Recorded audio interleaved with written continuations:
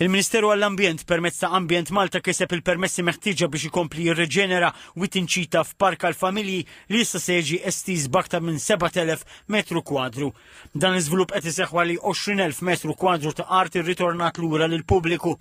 Il-Ministru għall-Ambjent Mirjam Dalli qalet li din l-estensjoni se tintroduċi spazji akbar għad-gawdija tan-natura, se tinkludi wkoll ir-restawr tal-ħitan tas-sejjeħ madwar iż-żona filwaqt li madwar il-perimetru Ambjent Malta se tinstalla fencing adattat. Se jitħawlu wkoll diversi siġar u arbuxelli fosthom lavanda, klin, hibiskus, larinċ, lumi, tin u rummin. Is-siġar tal-ballut u tal-prinjol se jipprovdu siti għal bejtiet u l-kent tal-asafar u r-rettili filwaqt li s-siġar tal-ħarrub u s-siġar tal-virgi se joffru ikel u habitat għal diversi speċi.